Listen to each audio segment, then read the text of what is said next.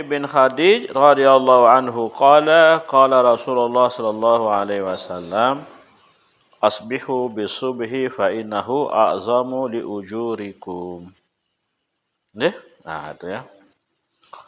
Jadi dari sahabat Rafi' bin Khadij radhiyallahu anhu qala qala Rasulullah sallallahu alaihi wasallam asbihu bisubhi. Pagi-pagilah melakukan salat subuh. Fa innahu a'zamu li ujurikum. Karena sungguhnya yang demikian itu adalah lebih besar pahala bagi kamu, ya. Mengapa pahalanya lebih besar? Karena sebagian orang menganggap apa? Menganggap remeh, menganggap enteng, lalai karena keenakan tidur, ya. Maka oleh karena itu Allah Subhanahu wa taala memberikan janji bagi siapa yang memperhatikan, menjaga sholat subuhnya, benar-benar dilaksanakan pada waktunya, nah itu diberikan pahala yang sangat besar. Ya, jadi jangankan ini yang fardu, yang sunnah saja, itu kalau kita kerjakan qobliyah subuh itu pahalanya lebih besar dari dunia dan segala isinya. Rakaatani qoblal fajri khairu minad dunya wa ma fiha. Itu hadis Rasul. 2 rakaat sebelum fajar, maksudnya qobliyah subuh itu, ya. Itu pahalanya lebih besar dari dunia beserta segala isinya. Itu sunnahnya qobliyah subuh, apalagi yang wajibnya, yang fardunya. Nah, ini kan sudah dijelaskan. Asbihu bisubhi fa innahu a'zamu li ujurikum. Berpagi-pagilah dengan melaksanakan sholat subuh, ya, karena itu lebih besar pahalanya, ya. Katanya di sini, ya, waqad yatasahalul ba'd ya fi ta'diyati sholatil fajr awwal waqtiha li ghalabati naum ada.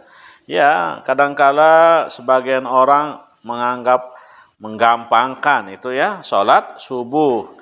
Nah, karena apa namanya? Ya, waktu itu adalah waktu di mana kita masih dikalahkan oleh tidur. Ya, maka fa'amara syari' al-hakim bil ihtimam bi sholatil fajri.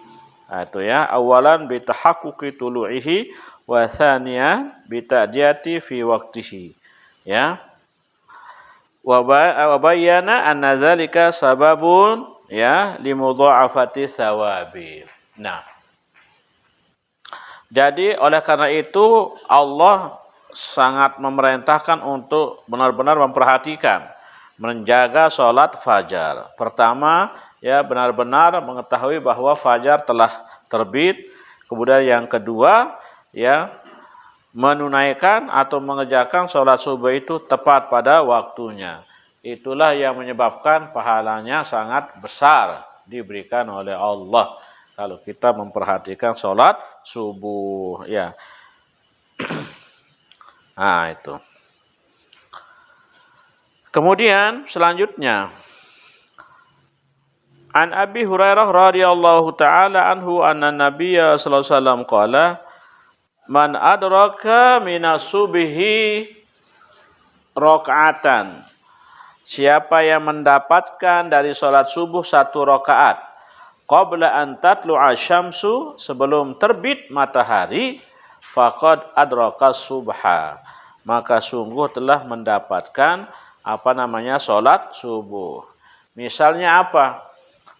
Maksudnya baru turus misalkan telat, baru mau serakaat sembahyang subuh tiuk jelu. Nah, tiuk jel. Nah, dia sudah dianggap mengerjakan sholat pada waktunya. Asal jangan disengaja saja, Pak Lalu.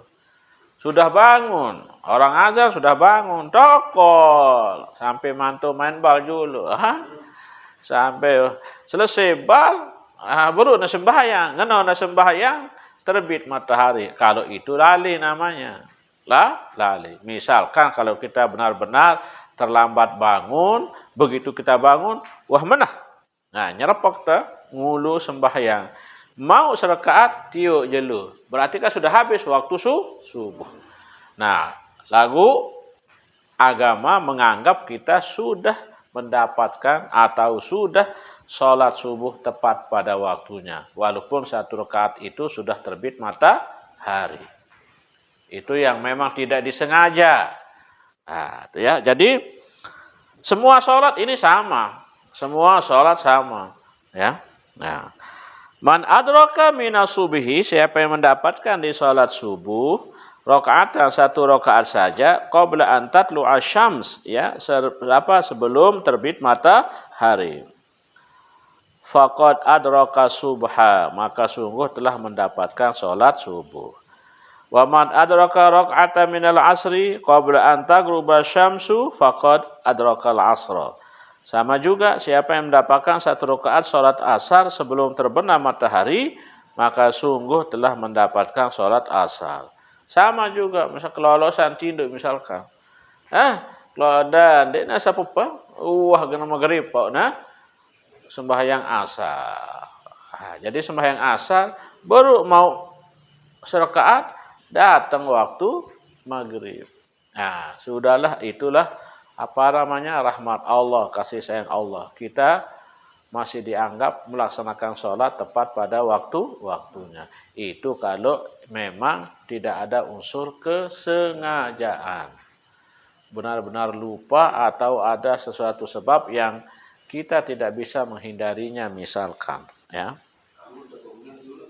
Ande nak kanggo lo na mepet no aja. Engkau beli hadun dulu, anu buai waktu. Wali Muslimin an Aisyah radhiyallahu anhu wa qala sajdah. Riwayat lain mengatakan mau 1 sajdah, 1 kali sujud badal rakaah, ya. Summa qala wa sajdatu innama hiya rakaah. Ya, 1 sujud itu sama maksudnya dengan 1 rakaat. Inilah baiknya Allah, ya. Jadi Allah itu masih memaafkan kita, masih memberikan kita kesempatan, ya, masih memberikan kita pahala. Walaupun kita telat melakukan kewajiban kita, terutama sholat tepat pada waktunya, ya, Allah masih menganggap kita mengerjakan sholat. Tapi itu benar-benar memang di luar kemampuan kita, ya. Jadi kita tidak ada unsur sengaja, tidak ada unsur kelalaian dan lain sebagainya. Jadi benar-benar itu, ya, seperti tadi di luar kemampuan kita. Nah, sehingga itu bukan hanya sholat subuh saja, bukan hanya asar saja, bukan hanya zuhur, semua sholat kalau demikian, ya. Nah, itu. Ya, ada riwayat lain dari hadis Abu Hurairah juga sama. Man adraka minasubi sajdatan qabla an tatlu'a syamsu faqad adraka subha. Siapa yang mendapatkan dari salat subuh 1 kali sujud sebelum terbit matahari, maka sungguh ia telah mendapatkan salat subuh. Wa man adraka sajdatan minal asri qabla an taghruba syams faqad adraka al-asra. Wa sajdatu innama hiya rakaah. Siapa yang mendapatkan 1 rakaat dari salat asar sebelum terbenam matahari, maka sungguh ia telah mendapatkan asar. Dan 1 kali sujud sama dengan 1 rakaat. Ini berarti sama, ya. Sama semuanya. Jadi kita sembahyang subuh 1 rakaat terbit matahari sudah dianggap sholat subuh. Demikian juga sholat-sholat yang lain. Tapi ini sebab-sebab yang memang tidak disengaja gitu.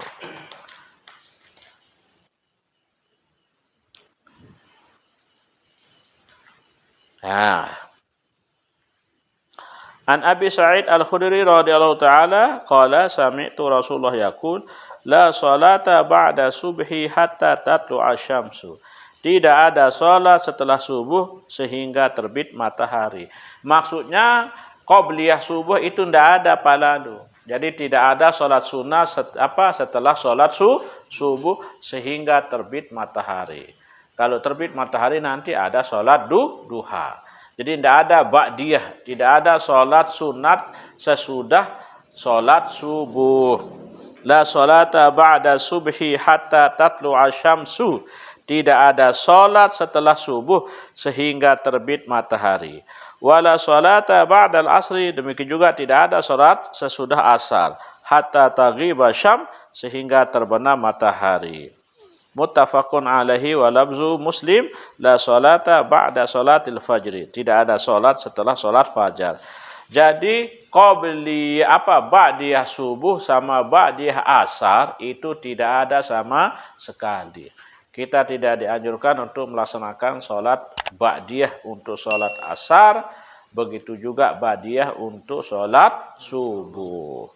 Nah, kalau sholat subuh sehingga terbit matahari. Jadi lawan terbit matahari, bares, arah, sembahyang mulai sholat duha. Nah, gitu. Kalau sembahyang jenazah habis asar, boleh Pak lalu. Ya, itu namanya sholat ada sebabnya. Misalkan, itu kok ba'diyah, marak ba'diyah zuhur, atau ba'diyah isya, itu yang seperti itu. Jadi sholat asar tidak ada sholat sunat ba'diyah sholat asar. Ya, tapi kalau ada misalnya orang meninggal lalu kita sholat jenazah setelah asar, boleh itu. Tidak ada masalah. Walahu an Uqbah bin Amir, salasu sa'at kana Rasulullah yanhana. Kata sahabat Uqbah, ada 3 waktu ini, ya, Rasulullah melarang kita untuk sholat pada waktu tersebut. Salasu sa'at, 3 waktu, ya. Karena Rasulullah yanhana, ada Rasulullah melarang kita an nusalliya fihinna, untuk sholat pada waktu tersebut. Wa an nakbura fihinna mautana, juga dilarang untuk menguburkan pada jam tersebut, pada waktu tersebut, orang-orang yang mati di antara kita. Ditekanggo sembahyang waktu ditekanggo betalat pada waktu itu, ya. Pertama, hina tatlu'u syamsu bazighatan hatta tartafi'a. Ya. Yaitu ketika terbit matahari bazighah, kenyakan si munculnya kena bazighah sehingga benar-benar meninggi. Nah, jadi pas nasi tiu jeluno kan, penggitan jelu kan kuning. Nah, itu namanya bazighah. Begitu muncul matahari di sebelah timur, itu belum boleh sholat, ya. Itu tidak boleh. Di sana kita sholat tidak boleh, termasuk juga menguburkan orang mati. Wahina yakumu qaimu zahirati. Begitu juga ketika qaimu zahirah, yaitu berdiri az-zahirah. Qaimu zahirah maksudnya qaimu zil allazi la yazidu wa la yanqus fi ra'il ain. Yaitu tegaknya bayangan itu tidak bertambah, tidak juga berkurang. Kalau kita lihat secara pandangan mata. Maksudnya itu pasnya kan tengari galeng nunjem. Jadi di Indon tepun di mana rak sugul. Deh. Untuk kari galeng gati kan lendon tep di. Nah, jadi belum ada. Jadi pas panjang jeluno ya karena qaimu zahirah. Nanti wahina tatadayyafu syamsu lil ghurub, dan ketika akan merapat matahari untuk terbenam. Dit papah jelu si genan gen telep itu. Nah, ini 3 waktu ini kita dilarang untuk sholat pada waktu tersebut. Termasuk juga misalnya dengan mati ditekanggu talet. Pertama saat muncul matahari, begitu terbit matahari. Nah, kemudian yang kedua pas panjang jelu. Panjang gati jelu di mana rak bayangan teh. Kemudian yang ketiga adalah pas gen mau telep jelu. Tatadayab ketika malam akan matahari segera bertamu doib, segera artinya genaru telep.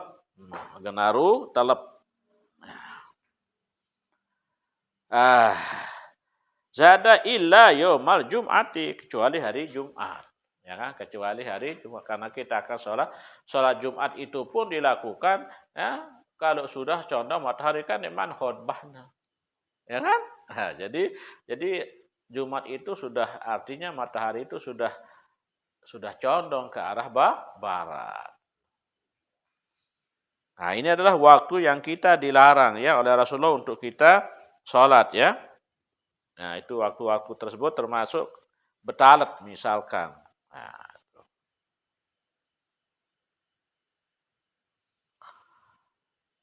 An Jubair bin Mut'im qala Rasulullah ya Bani Abdi Manab, wahai keturunan Bani Abdi Manab. Ya, ini keturunan Bani Abdi Manab ini adalah keturunan yang memegang apa namanya kunci pemeliharaan Ka'bah zaman dulu ya. Jadi ini suku Bani Abdi Manab ini adalah orang-orang yang memang bertanggung jawab untuk menjaga Ka'bah zaman dulu ya. Ya. Ya Bani Abdi Manab, la tamna'u hadan, janganlah engkau mencegah atau menghalangi seseorang tafa bihadzal bait, yang tawaf, yang berkeliling di sekitar rumah ini. Baitullah maksudnya Ka'bah. Wa shalla, dan sembahyang ayata sa'in jam berapa saja sya'a ia yang kehendaki milailin aw nahar, baik malam ataupun siang. Nah, ini kecuali di Mekah. Lalu ini di sini tidak berlaku larangan tadi itu. Seperti sholat. Jadi kalau di Masjidil Haram itu kapan saja kita datang. Kapan saja kita sholat, kapan saja kita tawaf, itu tidak ada larangan khusus di sana. Ya, di Masjidil Haram. Siang malam di sana tidak ada larangan. Kapan saja siapa yang datang, tawaf sudah. Mau pagi, mau siang, mau malam silahkan. Tidak ada, tidak boleh dilarang. Kalau di Masjidil Haram itu. Termasuk pada waktu-waktu yang dilarang tadi itu. Nah, begitu orang selesai subuh di Mekah kan, langsung tawaf lalu. Langsung pada tawaf sunnah. Jadi tidak berlaku ini larangan yang 3 tadi itu. Kalau di Masjidil Haram. Tidak berlaku. Jadi tidak boleh dicegah. La tamna'u, jangan halangi, jangan cegah ahadan seseorang tafa bihadzal bait, yang berkeliling, yang tawaf di rumah ini, di Baitullah maksudnya. Ayata sa'in, jam berapa saja. Sya'a, yang ia mau, yang ia kehendaki, min lain baik waktu malam, au naharin, atau waktu siang. Jadi bebas kalau di Mekah itu ya, di Masjidil Haram. Di tempat lain tidak bisa, hanya di sini.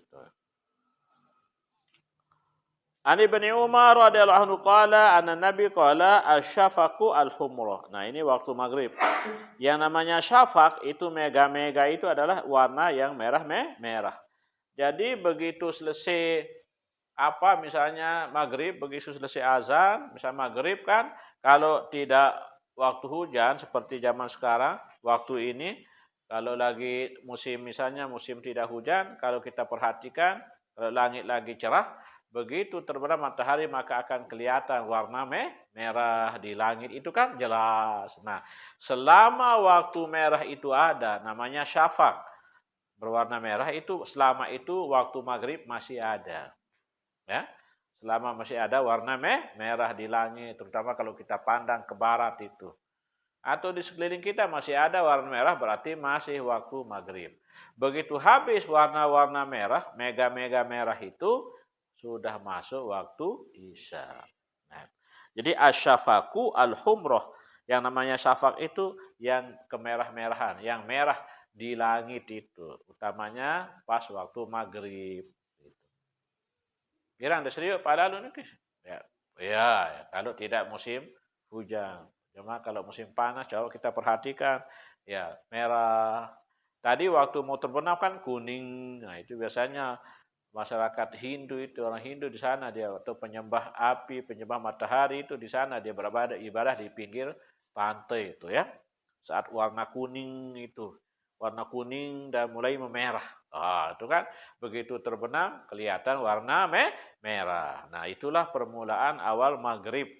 Nah, begitu habis mega-mega merah, warna-warna merah di langit, berarti waktu maghrib sudah habis dan waktu isya telah masuk.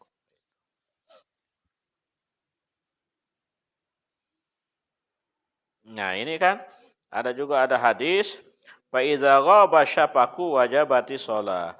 Nah, itu kalau sudah gaib warna merah wajib sholat. Wajib sholat isya maksudnya ya. Kalau sudah gaib sudah hilang tuh. Ada hadis ya, tidak ada kalau di sana, di matanya itu tidak ada. Kalau di sarahnya itu ada, itu di tengah-tengah. Lain Mas? Ah, itu ada di ya, al hadis lahu baqiyah wa tama, ini sempurnaan hadis itu tambahan hadisnya Fa idza ghaba syafaqu wajabati shalah.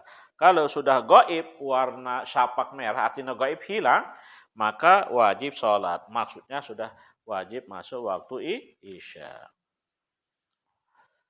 Ani bin Abbas radhiyallahu anhuma qala Rasulullah al-fajru fajrani. Fajar itu ada dua fajar. Fajrun yuharimut ta'ama, satu fajar itu mengharamkan makanan.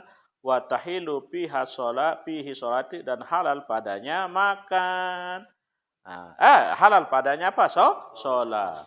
Berarti ini fajar sidik, fajar yang menunjukkan bahwa waktu subuh telah datang. Andai kan kita mau puasa, makan sahur sudah tidak boleh. Nah, itu maksudnya. Satu fajar, fajrun, al-fajru fajrani. Fajar itu dua fajar. Fajrun yuharimu ta'ama, satu fajar mengharamkan makanan. Wa tahilu fihi sholatu, dan halal padanya sholat. Maksudnya sudah tidak boleh makan sahur kalau kita mau berpuasa sebab sudah masuk waktu subuh.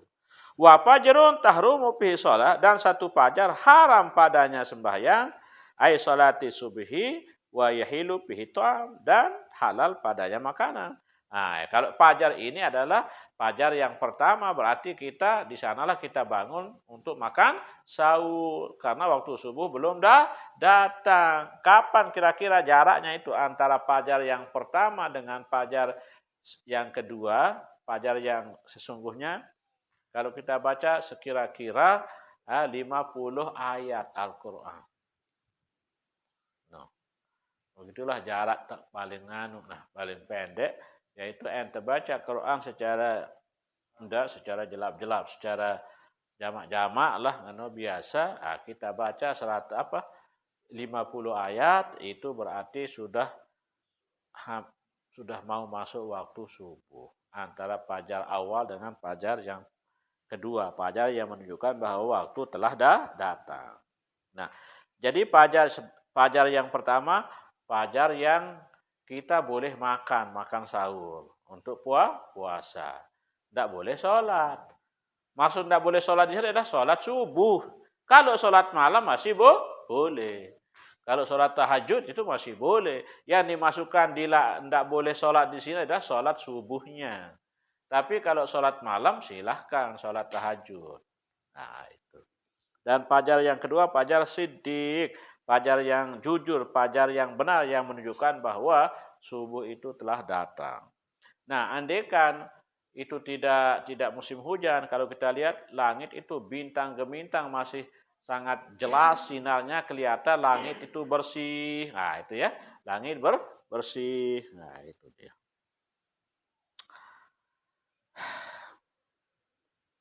An Ibnu Mas'ud radhiyallahu taala qala Rasulullah Abdalul a'mali as-salatu fi awwali waqtiha. Seabdal amal adalah sholat tepat pada waktunya, ya. Nah, itu ya. Jadi ini waktu. Karena memang Allah itu dalam Al-Qur'an banyak sekali bersumpah dengan waktu. Karena waktu itu memang sangat berharga, ya. Waktu karena dia nggak bisa kembali. Nah, ini yang muda-muda manfaatkan waktu muda karena tidak akan kembali lagi. Ya, tidak akan kembali lagi. Itulah sebabnya kita disuruh menghargai waktu. Sama juga dengan sholat. Kalau sholat dia sudah habis waktunya terus kita sembahyang kan rugi, tidak sah. Karena sembahyang tidak pada waktunya. Waktunya datang kita tidak sembahyang. Begitu waktunya habis ya tidak sah sholat kita. Berarti namanya kita menyia-nyiakan waktu. Dan Allah itu bersumpah dengan waktu. Wal asri, ya, wal fajri, wal laili, dan seterusnya.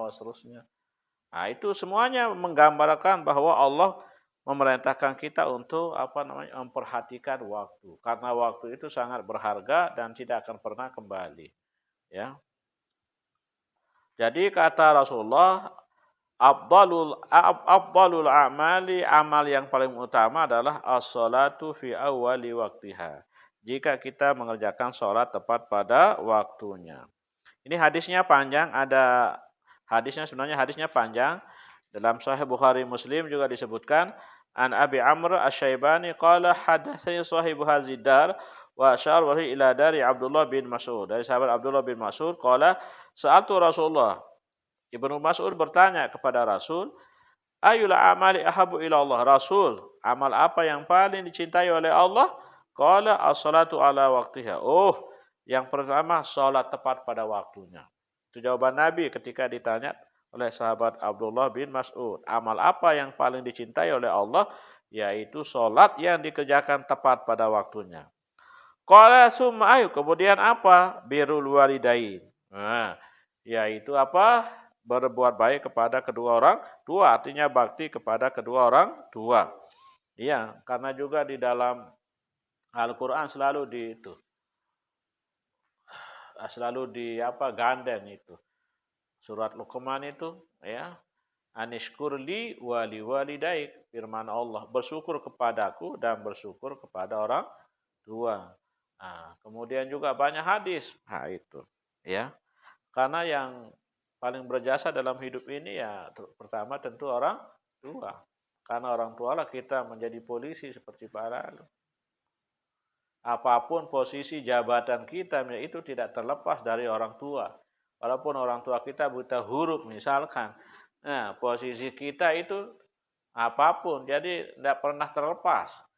Jadi orang yang berjasa pertama tentu orang tua dan yang kedua tentu orang lain. Orang lain juga berjasa dalam hidup kita ya. Ada bantuan orang lain terhadap kita. Tapi yang utama adalah itu. Ya, makanya itu semua birrul walidain. Makanya juga dalam hadis dijelaskan itu akbarul kabair itu embahnya dosa besar itu asyirku billah. Syirik kepada Allah. Yang kedua wa uququl walidain. Durhaka sama kedua orang tua. Kemudian yang ketiga adalah wal yaminul ghamus, bersumpah palsu. Itu. Nah, ini tiga mbahnya dosa itu. Tahu udah kena nambah cara itu ya Pak. Bokol paku balu nasi dos. Itu yang tiga itu. Syirik kepada Allah, durhaka kepada orang tua dan bersumpah palsu. Orang bersumpah palsu itu berarti itu ya untuk orang lain, maksudnya dia berani mengatasnamakan Allah padahal sumpahnya itu dia bohong, dusta, bersumpah palsu, baik untuk kesaksian kepada sesama manusia ataupun yang lain. Mengakui misalkan, demi Allah nih, barang ini milik saya punya nih, padahal dia beli, dia ngipi, tapi dia berani bersumpah atas nama Allah, mengakui bahwa ini miliknya, misalnya itu. Itu namanya bersumpah palsu. Nah, atau misalnya di pengadilan dia dibayar jadi saksi. Betul kamu lihat dia? Betul. Nah, padahal dia tidak pernah melihat. Tapi karena dia bayar, dia berani bersumpah. Itu namanya yaminul ghamur atau syahadat zur, kesaksian palsu. Nah, ini yang tiga ini. Akbarul kabair. Nah, cara bahasa Arab no. Akbar no isim tabdil laran. Balik malik kena kabair. Jadi yang pengertian embahnya dosa. Dosa besar yang paling besar. Itu ya. Nah, jadi qala birwaidain. Qala sum'a. Kemudian apa? Qala al-jihadu fi sabilillah. Kemudian jihad di jalan Allah. Jadi lebih tinggi kedudukannya itu. Orang tua daripada berjihad. Makanya dulu ada seorang pemuda itu. Ya, datang kepada Rasulullah. Ya Rasulullah, syarikni fil jihad. Rasulullah, ikutkan aku untuk pergi berperang. Nah, karena kebajang. Baru umur 17 tahun. Ditanya oleh Rasul, ya, ahayun walidak, adakah orang tuamu masih hidup? Naam, masih. Papihima jihad. Kamu berjihad di sana saja pada orang tuamu. Nah, itu ya. Jadi dulu kalau pergi berjihad itu remaja itu boleh pergi berjihad umur 17 tahun ke atas, ikut perang. Tapi dengan catatan kalau anak itu masih remaja itu harus ada izin dari orang tuanya. Kalau tidak diizinkan tidak boleh ikut perang. Ya. Makanya ini Nabi mengatakan, kamu masih punya orang tua? Masih. Kalau udah begitu, berjuanglah, berjihadlah kamu di sana pada orang tua. Maksudnya disuruh urus orang tuanya. Jadi kalau ada anak muda ingin ikut perang, dia harus mendapatkan izin dulu dari orang tuanya. Itu zaman dulu. Ya. Al-jihadu fi sabilillah. Itu dia. Jadi ini lengkap daripada hadis. Kalau tadi ini hanya sepotong hadisnya. Nah, lengkapnya ini yang tadi itu ya. Jadi tiga amal yang paling utama, yang paling dicintai oleh Allah. Pertama, sholat tepat pada waktunya. Yang kedua, berbakti kepada kedua orang tua. Yang ketiga adalah berjihad di jalan Allah. Itu berperang membela agama Allah. Nah, berikutnya. Wan Abi Mazurah anna Nabi qala awalul waqti ridwanullah. Awal waktu itu keredaan Allah. Jadi kalau kita sholat tepat pada waktunya itu full kita mendapatkan redanya Allah. Kita sangat diridhoi, dicintai oleh Allah kalau di awal waktu. Wa ausatuhu tengah waktu rahmatullah. Ya, kalau kita kerjakan di tengah-tengah waktu, sudah pertengahan waktu berlalu itu kita masih disayangi oleh Allah, masih dicinta, masih disayang. Ya, misalnya salat zuhur, ya, wah jam 2 Pak lalu. Wah jam 2 itu sudah pertengahan waktu. Tono tetap sembahyang zuhur. Kita masih dikangen oleh Allah, masih disayangi. Wa akhirhu afullah, dan akhir waktu itu maafnya Allah, seperti tadi itu. Kalau umpamanya ada apa, kita tidak ada unsur sengaja sehingga kita mengerjakan di akhir waktu. Begitu sholat 1 rakaat sudah habis waktu, kita masih dimaafkan oleh Allah. Nah, inilah ya. Tapi yang jelas sholat di awal waktu itulah yang paling baik ya. Nah, Ani bin Umar radhiyallahu taala anhuma anna Rasulullah qala la salata ba'dal fajri illa sajadatain. Ya, tidak ada salat setelah fajar kecuali 2 sujud. Ya. Akhrajul khamsah. La salata ba'da tulu'il fajr illa raka'atail fajr, kecuali 2 salat fajar ya. Jadi tidak ada salat sunat setelah fajar seperti tadi. Maksudnya ini kecuali 2 sujud. Kalau ada orang, ini Nabi ya, 1 kali Nabi pernah tidak dapat qobliyah subuh. Karena Nabi sangat konsisten tidak pernah meninggalkan qobliyah subuh itu, akhirnya 1 kali dia telat sehingga tidak bisa qobliyah subuh. Maka Nabi mengqadanya sesudahnya itu. Nah, berarti ada sebab seperti itu. Serpa lalu dek 2 hendek sembahyang qobliyah subuh itu. Satu saat keliwatan sudah telat. Nah, kalau seperti itu kasuistik namanya. Jadi itu boleh-boleh saja kita qada setelah subuh itu. Nah, seperti Nabi itu ya.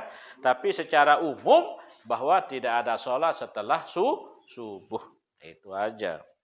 Nah, Nabi itu pernah mengqadanya itu ya. Karena dia sangat memperhatikan itu ya.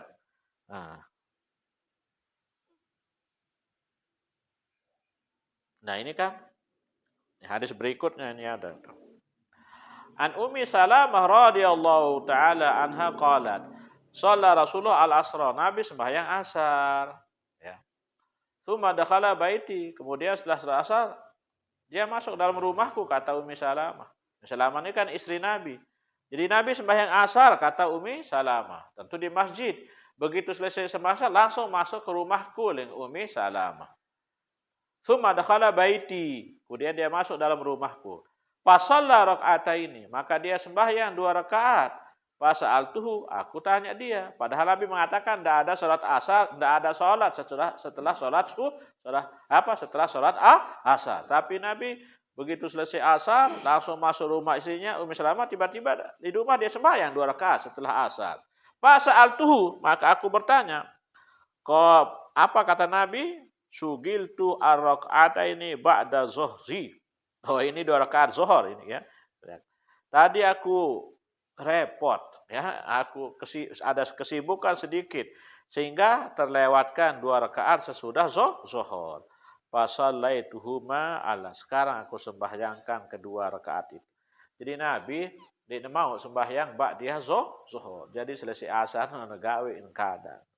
Fakultu apa nakdihima iza fatana, apakah kita akan mengqadanya Rasul kalau luput dari kita? Qala la, jangan, tidak usah. Kalau kamu tidak usah. Kalau kalian tidak usah, biar saya saja, kata Nabi. Nah, mungkin ini ya.